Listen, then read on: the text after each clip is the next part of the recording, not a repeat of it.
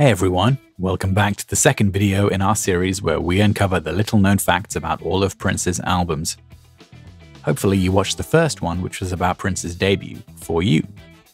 Now once again, we're digging deep to separate the facts from the fiction, and today we're going to talk to you about Prince's second album, the self-titled 1979 release. Whether you've been listening to it since it came out, or whether you're a new Prince fan or anywhere in between, this video will have some facts for you. Let's do this.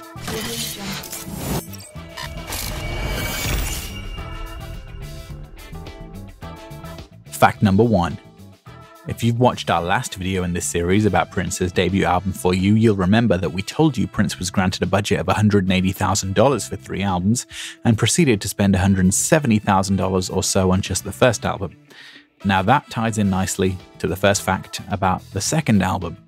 So, while the debut album took 5 months to create, 3 months recording in Sausalito and 2 months mixing in LA, Prince, perhaps out of necessity, managed to pull the entire second album together in just 7 weeks, from late April 1979 to mid-June at Alpha Studios in Burbank, California.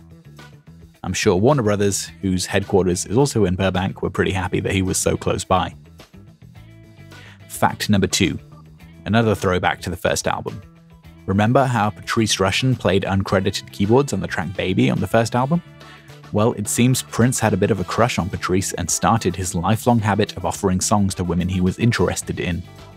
In this case, both I Wanna Be Your Lover and I Feel For You were offered to Patrice for her own album. Since both songs went on to be iconic Prince songs, it's a good thing that she turned them down. Fact number 3. Bambi is a song that has caused a lot of fuss over the years. But despite this, it remains one of Prince's most iconic songs to many fans. So some folks might be surprised to know that Prince at one point was not sure about the song and apparently came close to not including it on the album at all. Engineer Bob Mockler, who was mixing the album, was a fan of the song and asked Prince to give him more time to do a mix that really brought everything out of the track. Upon hearing the mix that Bob had done, Prince was then pleased enough with the song to include it, and it remained a regular in set lists throughout his career. He even went on to make multiple different versions over the years, including a version on the Undertaker album and a hip-hop remake by T.C. Ellis. Fact number 4. If you asked people to name the singles on this album, a lot of people would mention Sexy Dancer. It became an enduring song in Prince's catalog.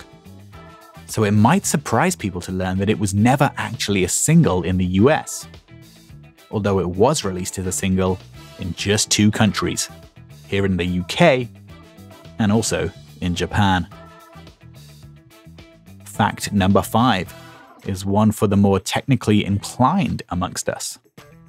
Although Alpha Studio was set up and capable of recording to 24 tracks, which means you can have 24 different layers on your mixing desk, Prince elected to keep all the recording down to 16 tracks.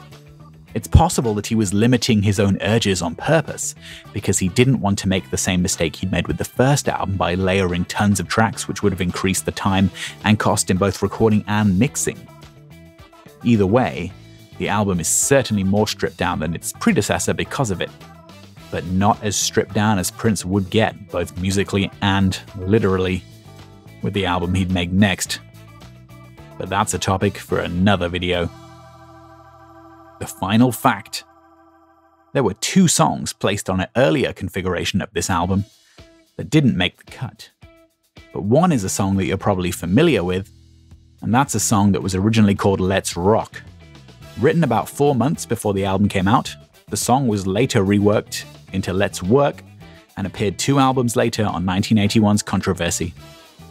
The other song is called Darling Marie and was named after a girl that Prince had a crush on named Darlene. That song has never been released in any form. And that's it for this video. Hope you enjoyed it. If so, don't forget to subscribe, hit the bell notification, leave us a comment, like and share this video. We're The Violet Reality. My name is Casey Rain, and we'll catch you next time.